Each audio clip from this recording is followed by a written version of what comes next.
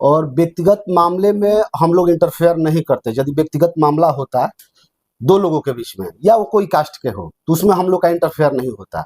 लेकिन जिस तरह इस व्यक्तिगत मामले को एक पूरे ब्राह्मण समाज को बदनाम, इस मामले के द्वारा बदनाम करने की कोशिश की गई और जिस जिस तरह नीचा दिखाने की कोशिश की गई, ये बहुत ही शर्मनाक है। तो आप लोग क्या इसमें मतलब मांग रहे? देखिए, सबसे बड़ी बात है कि इस मामले की जानकारी किसी को नहीं थी।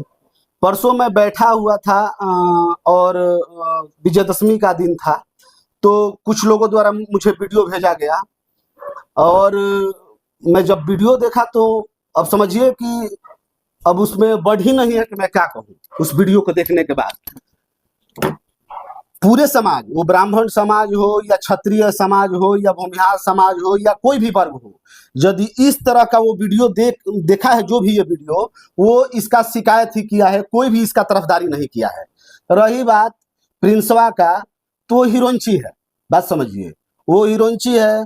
उसके ऊपर कभी अभी उसको कुछ चौक के लोग, चौक पर के दुकान वाले कुछ साल पहले मोबाइल का काम करते हैं, उसको बड़ी मार मार के जेल में भिजवाए थे। वो जाकर 100-200 रुपया मांगता रहता है। इस तरह का आप लोग कई वीडियो भी देखे होंगे, उसका वायरल हुआ था। यूपी के लड़के भी उसको इस तरह का बात कर रहे थे। तो जब मैं ये वीडियो देखा तो वीडियो देखने के बाद मैं इनको फोन किया कि ये वीडियो कैसा है, आप प्रशासन को इसके बारे में बताएं, हमको बताएं या समाज के किसी भी लोग को बताएं। हमारे पास बहुत ही राजपूत समाज के लड़के भी फोन किए जो हमारे बहुत ही क्लोज रह चुके हैं, उसमें महेश दत्त सिंह का फैमिली भी है, वो लोग भी हमको फोन किए, इनका उठना बैठना भी वहां पर है। वो हमको फोन करके बोले कि हम लोग को यदि पता होता ये बात तो आपके आने से पहले हम लोग उसको जाके जमीन में गाड़ देते, लेकिन इन्होंने ये बात छुपाई। अब अपने इज्जत प्रतिष्ठा के लेकर छुपाई हो। लेकिन देखिए, ये जो वीडियो है ये इनके इज्जत प्रतिष्ठा से नहीं जुड़ी हुई है, ये हमारे समाज की इज्जत प्रतिष्ठा से जुड़ी हुई है।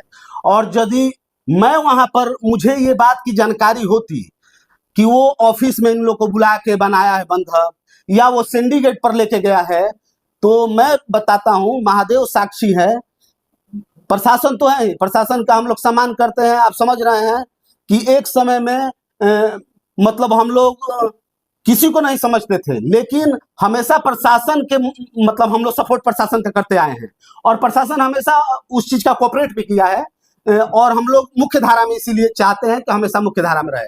लेकिन जहां तक हमारे समाज का, हमारे लोगों का, और देखिए, इज्जत प्रतिष्ठा से बढ़ के, मान सम्मान से बढ़ के इस दुनिया में कोई चीज नहीं है।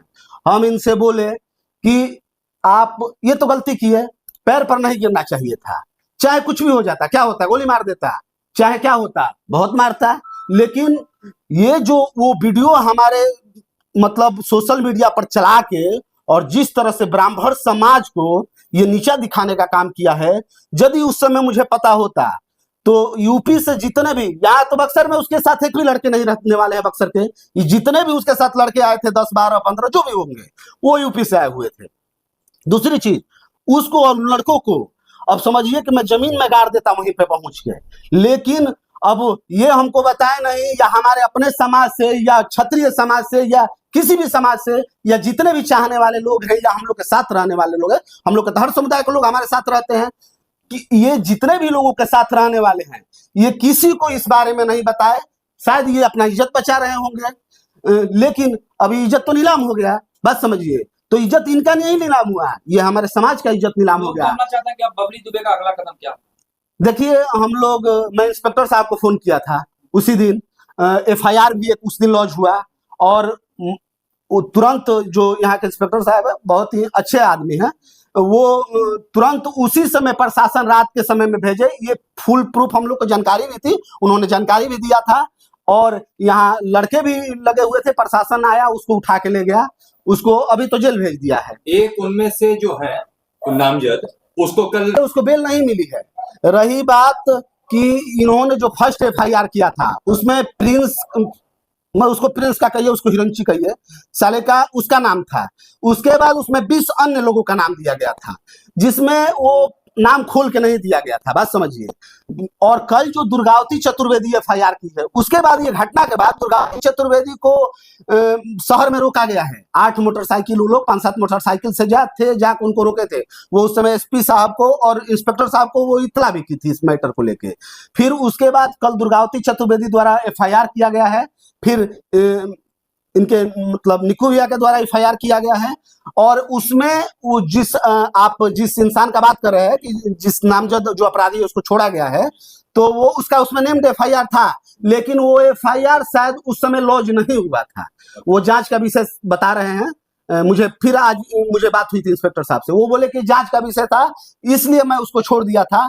जैसे ही जांच में और जितना नाम दिया गया है ये आता है तो हम सबको अरेस्ट करेंगे। आपने कहा कि प्रशासन का आप सम्मान कर रहे हैं, तो क्या यदि इनके मामले में प्रशासन लापरवाही बरतती है तो आप दूसरे भाषा में समझाएंगे दोषियों को? यदि प्रशासन लापरवाही मतलब बरतेगी तो मैं नहीं, पूरा समाज यहाँ नहीं। देखिए मेरे पास हजारों फोन आए, उसी दिन फोन आए थे कि उसके हम लोग दरवाजे पर चला जाए। सैकड़ों की संख्या में लड़के फोन कर रहे थे, लेकिन हम लोग देखिए प्रशासन का सम्मान करते हैं। हम लोग कोई भी ऐसा कदम नहीं उठाएंगे जिससे हमारा प्रतिष्ठा धूमिल हो, हमारे समाज का प्रतिष्ठा धूमिल हो। और यदि प्रशासन उसको भली भांति जानती है, वो यहाँ पर अपराधियों को बैठाता है, संरक्षण देता है, उसका सेवा के साथ ताल्लुक है। उसका वो जो एक चंदन मिश्रा हत्याकांड में जो मुस्लिम था उसको भी वो यहाँ पर लेके बैठाया था। बात समझिए, ये साला है तो चरनी छाप, बात समझिए। लेकिन इसको मोहरा बनाया है कि सारे अपराधियों को, जितने भी बाहर के अपराधी आ रहे हैं, वो संरक्षण दे। ये कट्टा पिस्टल लेके घूमता है। अभी कुछ दिन पहले ये एक इसका गार्ड खुद को गोली मार के मर गया, उसका राइफल भी ये लेके चलता है। उसका राइफल ये रख लिया था, वो जाके गोली मार के मर गया। वो बाबू साहब ही था। तो रही बात कि ये किसी को पैसा वैसा नहीं देता है, ये केवल भ्रम जाल फैला के। और ये बहुत सारे ऐसे लोग हैं बक्सर में, या ये जो एरिया है रामबाग का, कि इसमें ये राइफल लेके घूमता है और लोगों को, यहाँ के व्यवसायियों को डरवाता है ये दोहन करने का काम। हाँ, कि वो इसको कुछ ना कुछ पैसा दे, और उस तरह से इसका काम चल रहा है। ये लड़कों को गुमराह करता है, किसी को बुलाएगा उसको गुमराह करेगा, उनसे पैसा ऐंठ के फिर उनसे उसका संबंध खत्म हो जाएगा। इस तरह का ये काम करता है। जो घटनाक्रम में लोग केवल प्रिंस ही नहीं दिख रहा, और लोग भी उसमें शामिल है, तो क्या आपके सूत्र जो हैं सभी लोगों का शिनाख्त कर चुके हैं? हाँ, शिनाख्त हो गया है। और उसमें ज्यादा से ज्यादा क्या कहिए, 99% यूपी के लोग हैं। इसलिए कि देखिए हमारे बक्सर जिला में इसका समर्थन कोई नहीं करने वाला है, चाहे वो किसी भी वर्ग के लोग हो। सारे लोग जानते हैं कि किस तरह का इसका नेचर है। ये हीरोइंची भी है, और ये जिसके साथ जीवन में रहा है उसके साथ घात किया है। लेकिन सबसे बड़ी गलती हमारे समाज की भी इसमें है, इसलिए कि हमारे समाज के ही कुछ लड़के इसके पास जाएंगे, इससे दोस्ती करेंगे, या इसका पोषक करेंगे, या उस तरह के कोई भी बैड एलिमेंट का पोषक करेंगे, तो एक दिन वो आप ही को काटेगा। कोई भी कुत्ता पाले और पागल होगा तो आप ही को काटेगा। तो हमारे समाज में देखिए, हमारे समाज में नेता सारे लोग हैं, सब अपने को बाहुबली नेता बनते हैं, लेकिन कोई भी यहाँ पर खड़ा नहीं होने वाला है। केवल फेसबुकिया नेता है यहाँ पर। इसमें तो हर वर्ग के लोगों ने निंदा किया है घटना की, किसी वर्ग के लोगों ने, सभी वर्गों के लोगों ने निंदा किया। मैंने बताया है कि मेरे पास राजपूत समुदाय का भी बहुत सारा फोन आया कि आप हमको भी, हम लोग को फोन किए होते, ये या निकुत तिवारी फोन किए होते तो आपको आने की जरूरत भी नहीं थी, हम लोग उसको जाते आईसीयू में उसको भेज देते। इस तरह का जो हुआ है, इसलिए कि ये कृत्य देखिए व्यक्तिगत मामला होता है या किसी से व्यक्तिगत संबंधित लड़ाई होती तो ये मामला इतना उछलता नहीं।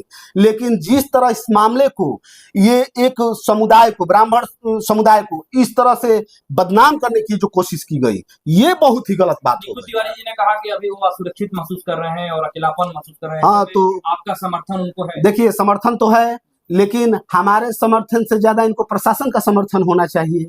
आप लोग भली भांति जानते हैं, मेरा पूरा आप रिकॉर्ड उठा के देखिएगा तो जितने भी अपराधी बेड एलिमेंट्स तरह के लोग थे, 15 साल का इतिहास उठा के देखिए या 20 साल का इतिहास उठा के देखिए, जितने भी मर्डर करने वाले हो, अपराधी हो, या उस तरह के लोग हो जो किसी आम जन को प्रताड़ित करते हैं, उनके विरुद्ध मैंने आवाज उठाया है। उनके विरुद्ध जितने भी एफआईआर हमारे पर हुए हैं वो उनके विरुद्ध हुए हैं।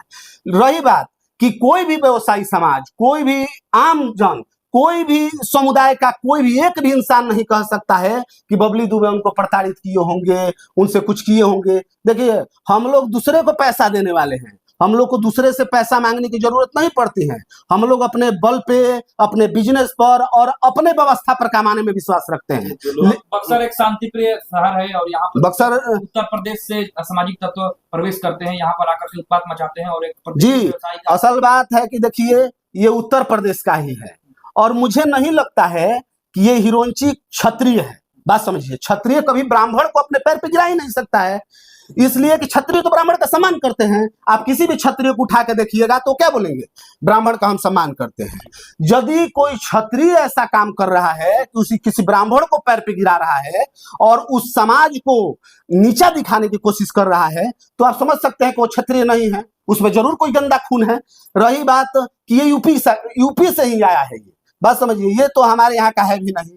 रही बात कि ये यूपी से भी आया है, इसको यहाँ कोई भी संरक्षण देने वाला नहीं है, इसीलिए बाहर का बैड एलिमेंट बुलाता है और ये अपना रोटी सेक रहा है और वो भी वो लड़कों को गुमराह कर। वैसे लोगों को क्या संदेश देना चाहेंगे? देखिए, वैसे लोगों को ना ये मैं संदेश देना चाहूंगा कि हमारे समाज के ही नहीं, जितने भी हर समुदाय हर समाज के लड़के यदि ये रंगबाजी मांगता है, किसी को ये करता है, तो इसको ना वहीं पे पकड़ के आप कुत्ता के मार मारे और उसको प्रशासन को बुला के उसके साथ आपको हाथ नहीं से लगता है कि ये व्यवसायियों के बीच डर? बिल्कुल, ये उसका व्यवसायियों के बीच ये कोशिश ही है उसका, इसलिए कि निकुत तिवारी जी व्यवसायी ही हैं, आप जानते हैं। चाहे जियो हो या इनका दुकान हो, आप जानते हैं कि बहुत पहले से इनका परिवार टीवी के इलेक्ट्रॉनिक्स के बिजनेस में या सिम के बिजनेस में या बहुत सारा तमाम बिजनेस ये लोग करते हैं। के द्वारा लगातार बहुत सारे इनके ही पास नहीं, वो एक दुकान है, आपको स्टेशन का मैं बता रहा हूँ, गंगे गंगोत्री, उनसे भी वो करोड़ों रुपया हड़पा है। वो यहाँ सोनू केसरी नाम का एक लड़का है चौक का, उससे भी वो पैसा हड़पा है और ये सबको धमकाता रहता है। आपको पता है कि ये बजनाथ जी जैसे मतलब शरीफ और बड़े व्यवसायी से भी ये लोग लड़ाई झगड़ा किया था और उसके बाद ये जो अभी कपड़े का दुकान है रेमोन्स, इनसे भी इसका लड़ाई झगड़ा हो चुका है पहले से।